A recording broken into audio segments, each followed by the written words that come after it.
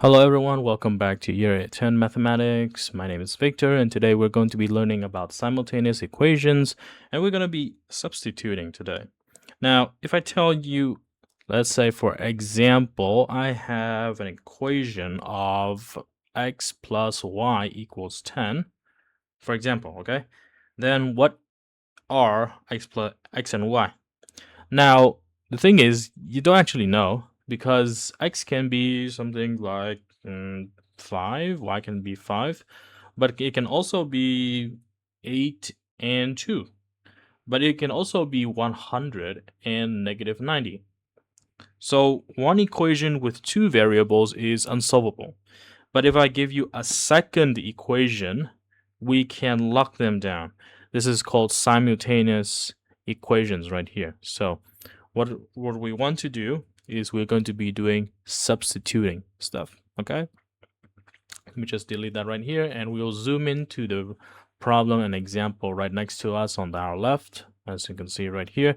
So this is our current system. There are two equations, y equals 2x plus 1 and 3x plus 2y equals 16.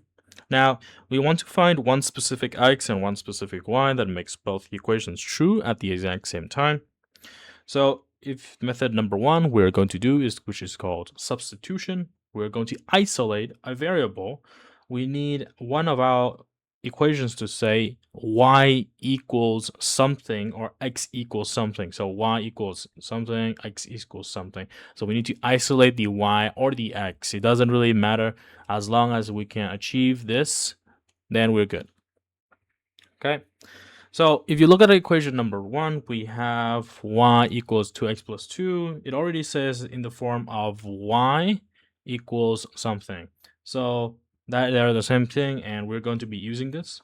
So whenever we're using y in a second equation, we can actually replace this y here as 2x plus 2.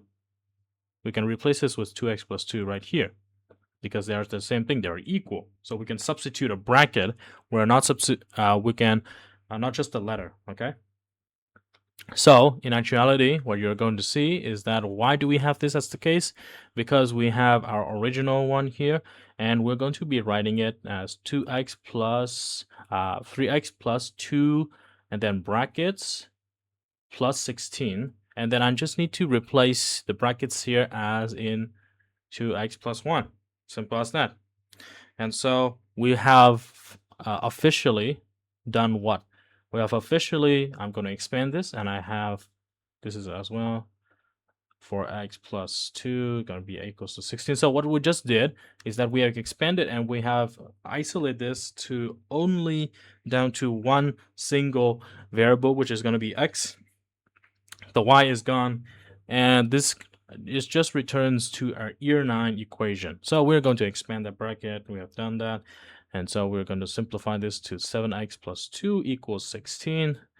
This is going to be very easy now because plus 2, here's the things that's sticking out. So we're going to do this for both sides. Minus 2, 16 minus 2. 7x is going to be equals to 14. We're going to divide both sides by 7. What we will have is x equals 2. Right there. So we have half the answer right now.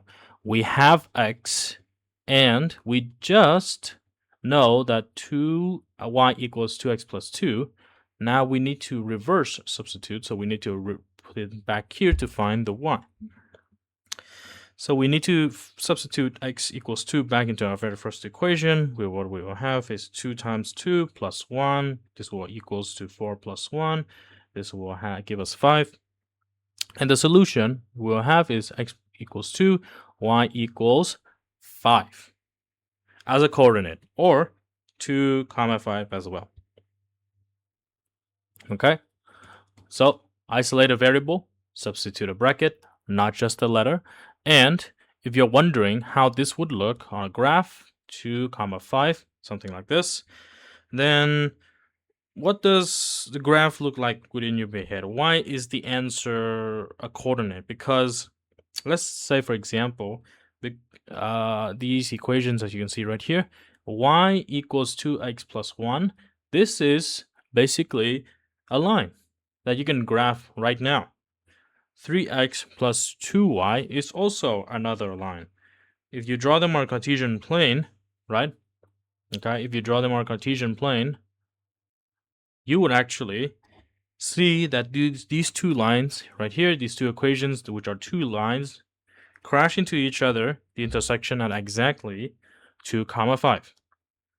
Right there. So that is why we actually write our answer not only in this form, right here, not only in this form, but we also write it in a coordinate form. So just to remind you guys, today's habits, please isolate your variables, substitute them in a bracket into another equation. And by doing this, you will force the two lines to cross and find their point of intersection. And I'll see you next time for the elimination method. Thanks for watching.